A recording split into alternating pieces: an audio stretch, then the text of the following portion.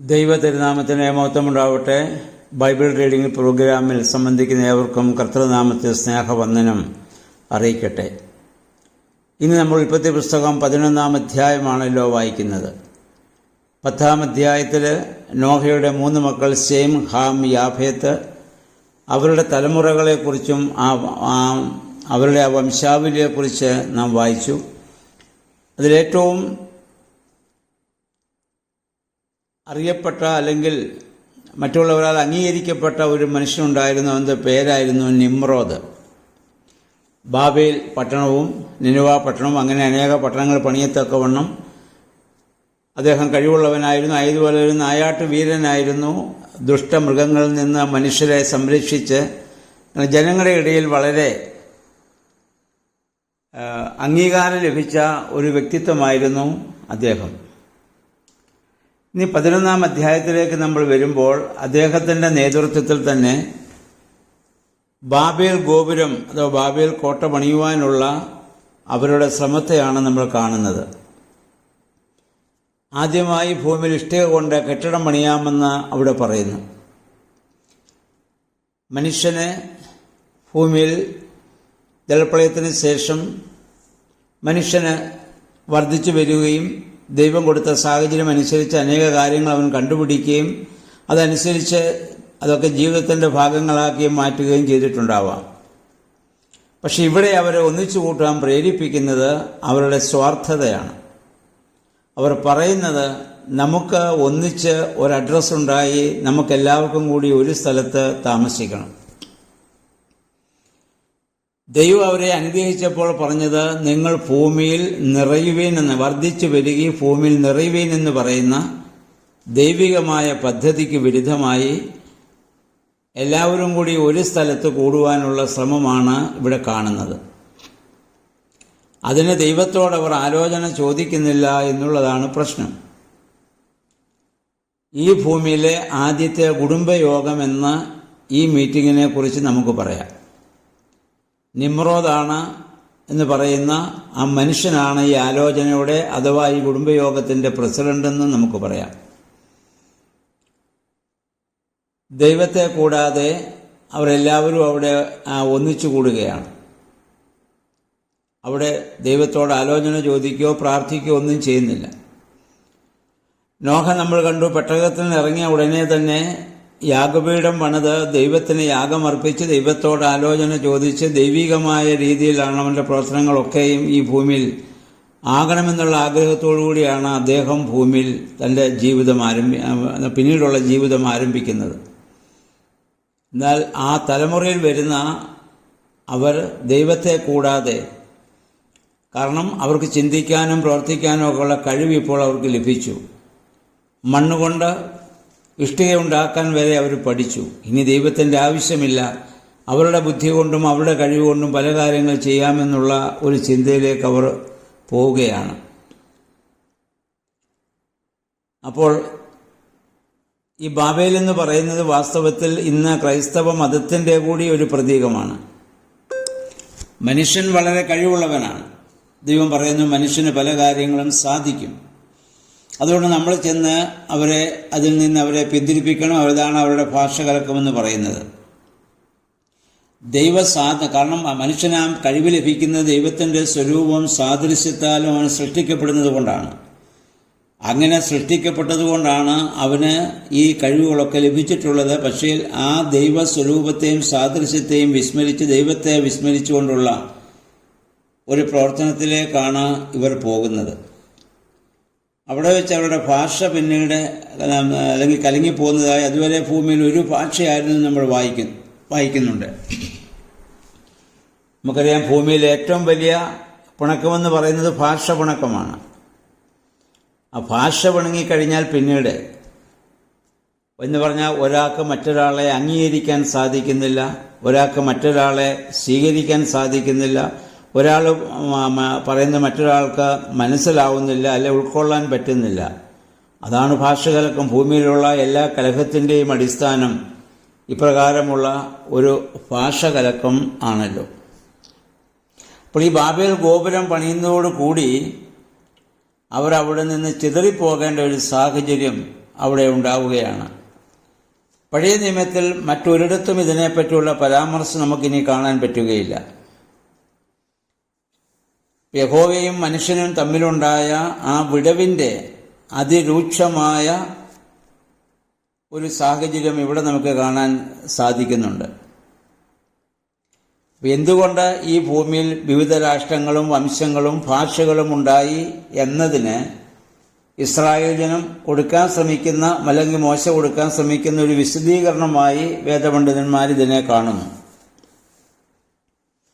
ഇനി വരുന്ന 12-ാം അധ്യായം മുതൽ വരുന്ന അബ്രഹാമിൻ്റെ നിയോഗത്തെ പറ്റിയുള്ള ആ ഒരു പ്രതിപാദനം ഇപ്പോൾ ബാബേലിൻ്റെ അന്ധകാരമയമായ പശ്ചാത്തലത്തിലാണ് നമ്മൾ കാണേണ്ടതും മനസ്സിലാക്കേണ്ടതും. അപ്പോൾ ഈ ബാബേൽ ഗോപുരം പണിയാനുള്ള മനുഷ്യൻ്റെ ശ്രമം അവൻ്റെ തന്നിഷ്ടത്തിൻ്റെ, അഹങ്കാരത്തിൻ്റെ, അല്ലെങ്കിൽ അവന് സ്വയം പേരും പ്രശസ്തി ലഭിക്കാനുള്ള ആഗ്രഹത്തിൻ്റെയും പ്രകടനമായി വേണം നമ്മൾ കാണുവാൻ. ബാബേൽ എന്ന വാക്കിന് ദൈവത്തിൻ്റെ വാതിൽ എന്നാണ് അർത്ഥം. പക്ഷെ ദൈവത്തെ കൂടാതെയാണ് ദൈവത്തിൻ്റെ വാതിൽ എന്നർത്ഥമുള്ള ഈ വലിയ ഗോപുരം പണിയാൻ അവർ ഇവിടെ ശ്രമിക്കുന്നത്. അപ്പം ഇനി നമ്മൾ മനസ്സിലാക്കേണ്ടതായ ഒരു കാര്യം,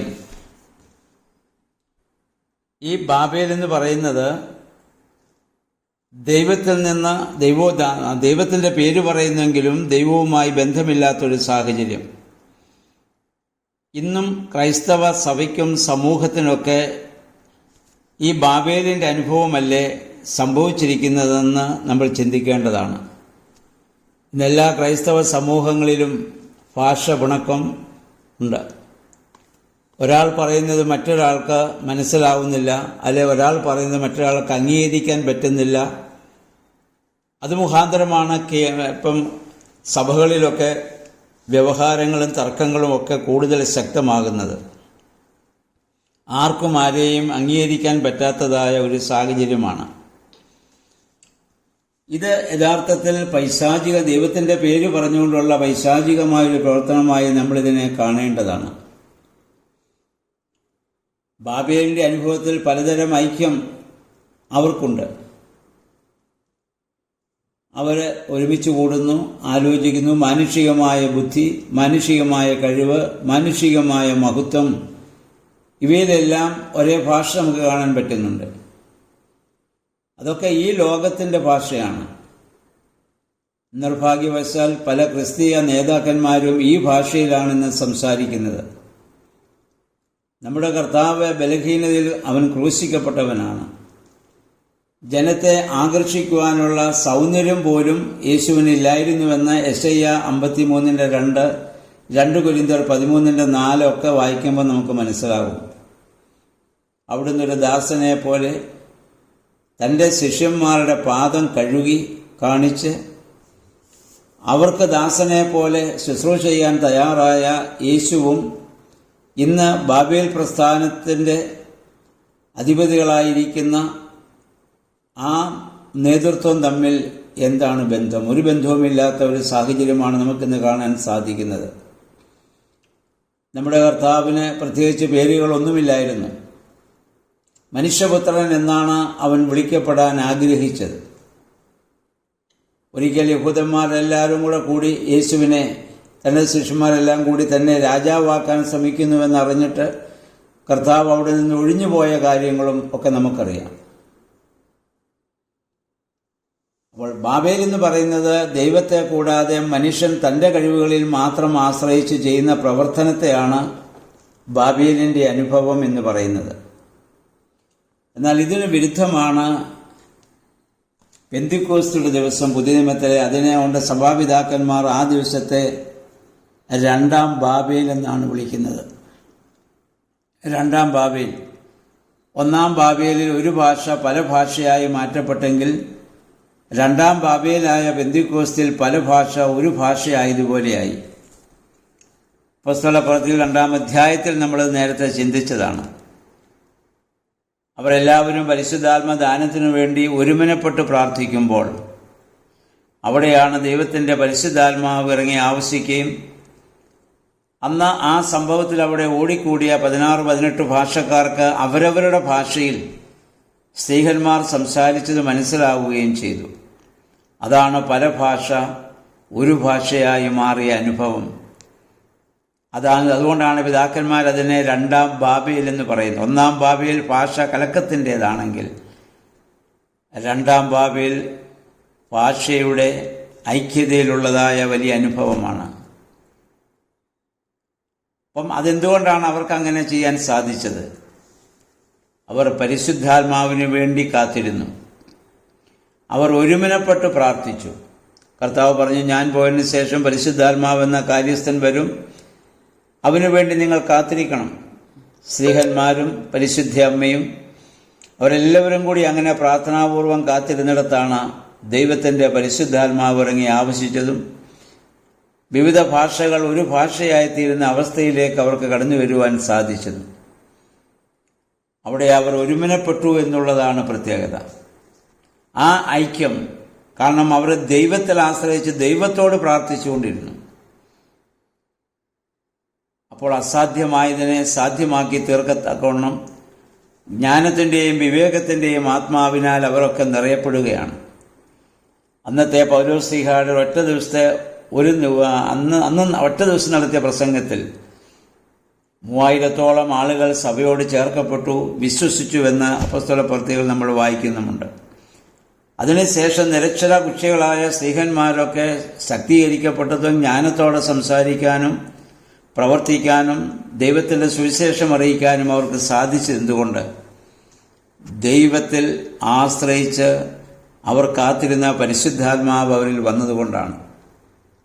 എന്നാൽ ഒന്നാം ബാബേലിലോ ഉണ്ടായിരുന്ന ദൈവത്തിൻ്റെ കൃപ കൂടി നഷ്ടപ്പെടുത്തി ദൈവത്തെ കൂടാതെ മനുഷ്യനിലൂടെ മനുഷ്യനിലേക്ക് എന്നുള്ളതാണ് ഒന്നാം ബാബേലിൻ്റെ അനുഭവമെങ്കിൽ രണ്ടാം ബാബേലിൻ്റെ അനുഭവം മനുഷ്യൻ ദൈവത്തിലൂടെ ദൈവത്തിലേക്ക് എന്നുള്ളതാണ്. ഒന്നാം ബാബേലിൻ്റെ അനുഭവം ദൈവത്തെ കൂടാതെ മനുഷ്യനിലൂടെ മനുഷ്യനിലേക്ക്. രണ്ടാം ബാബേലിൻ്റെ അനുഭവം മനുഷ്യൻ ദൈവത്തിലൂടെ ദൈവത്തിലേക്കുള്ള ഒരു വലിയ വളർച്ച നമുക്കവിടെ കാണുവാൻ സാധിക്കുന്നുണ്ട്. അപ്പോൾ നമ്മുടെ ജീവിതത്തിൽ, നമ്മുടെ സഭയിൽ, നമ്മുടെ ഭവനത്തിൽ നമുക്ക് ആവശ്യമായിരിക്കുന്നത് രണ്ടാം ബാബേലിൻ്റെ വലിയ അനുഭവമാണ്.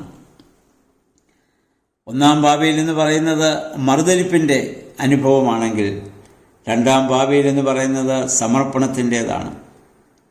അതുകൊണ്ട് ഇത് ആ പെരുന്നാളിനോടനുബന്ധിച്ച് നമ്മൾ നോമ്പിലും ഉപവാസനം കഴിയുന്ന ദിവസങ്ങൾ കൂടിയാണല്ലോ ഇത്. പരിശുദ്ധ അമ്മയെ പരിശുദ്ധ സഭ വിളിക്കുന്നത് രണ്ടാം ഹാവ എന്നാണ്. ഒന്നാം ഹാവ അനുസരണക്കേടിൻ്റെ മറുതലിപ്പിൻ്റെ അമ്മയായി മാറിയെങ്കിൽ രണ്ടാം ഹാവയായ മറിയം ദൈവത്തോട് പ്രാർത്ഥിച്ചുകൊണ്ടിരിക്കുമ്പോഴാണ് അറിയിപ്പ് ലഭിക്കുന്നതും ആ അറിയിപ്പ് ലഭിച്ചപ്പോൾ ഇതാ ഞാൻ കർത്താവിൻ്റെ ദാസി, അവിടുത്തെ ഹിതം പോലെ ഭവിക്കട്ടെ എന്ന് പറഞ്ഞ് സമർപ്പിച്ചു. ഒന്നാം ഹാവ മുഖാന്തരം പാപം ലോകത്തിലേക്ക് കടന്നു വരുവാൻ കാരണമായെങ്കിൽ രണ്ടാം ഹാവയായ പരിശുദ്ധ അമ്മ ലോകരക്ഷകനായ ക്രിസ്തുവിന് ജന്മം നൽകുവാൻ വിധേയമാകുന്നതോടുകൂടി പാപത്തെ ഈ ഭൂമിയിൽ നിന്ന് നീക്കുവാൻ തക്കവണ്ണം യേശു തമ്പുരാൻ്റെ ജനനം ഇവിടെ സാധ്യമാവുകയാണ്. അതുകൊണ്ട് രണ്ടാം ഹാവ എന്ന് മറിയത്തെ പരിശുദ്ധാക്കന്മാർ അഭിസംബോധന ചെയ്യുന്നത് അതുകൊണ്ടാണ്. നമ്മുടെ ജീവിതത്തിലും ഈ ഒരു അനുഭവം ഉണ്ടാകട്ടെ. ഒന്നാം ബാബേലിൻ്റെ അവസ്ഥയിൽ നിന്ന് രണ്ടാം ബാബേലിലേക്കുള്ള ഒരു വളർച്ച നമുക്കുണ്ടാകുവാൻ തക്കവണ്ണം അത് സാധ്യമാകുന്നത് പരിശുദ്ധാത്മാവിൽ നമ്മൾ ചിന്തിക്കുകയും പ്രവർത്തിക്കുകയും ജീവിക്കുകയും ചെയ്യുമ്പോഴാണ്. അവിടെയാണ് പ്രാർത്ഥനയുടെയും ആരാധനയുടെയും ഒക്കെ പ്രസക്തി അവിടെയാണ്.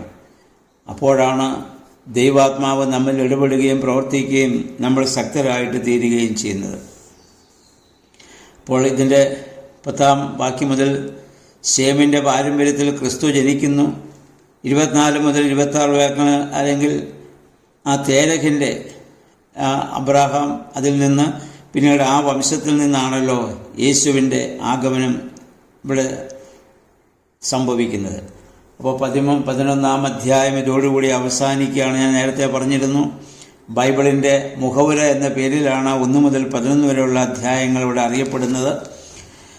അതിൽ നമ്മളിതുവരെ കണ്ടതായ കാര്യങ്ങൾ: 1, ഇത് സൃഷ്ടിപ്പാണ്; 2, മനുഷ്യൻ്റെ വീഴ്ചയാണ്; 3, ജലപ്രളയമാണ്; 2, ബാബേൽ ഗോപുരത്തിന് മുഖാന്തരം മനുഷ്യൻ ഭൂമിയിലെങ്ങും ചിതറിപ്പോകുന്ന അനുഭവമാണ്.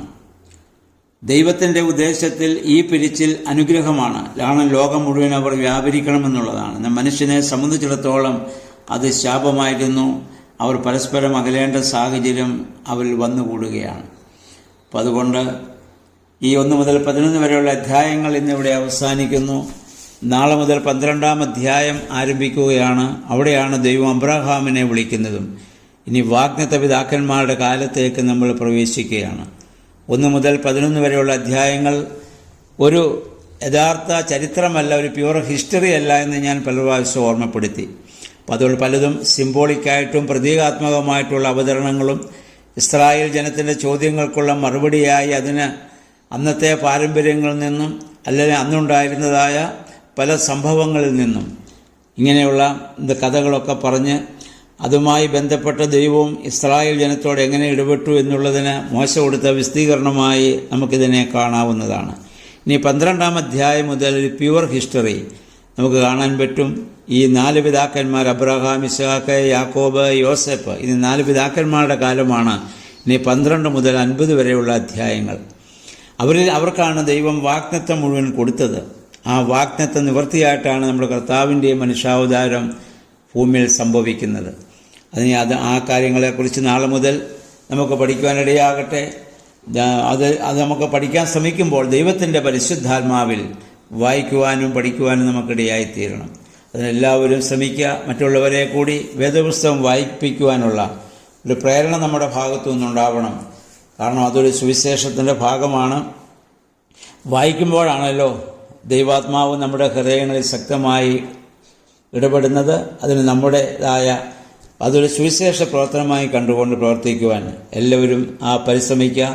ദൈവം എല്ലാവരെയും അനുഗ്രഹിക്കട്ടെ എന്നുള്ള പ്രാർത്ഥനയോടെ ഈ 11-ാം അധ്യായം ഇവിടെ അവസാനിപ്പിക്കുന്നു. ദൈവനാമം മാത്രം മഹത്വപ്പെടുവാൻ ഇടയാവട്ടെ.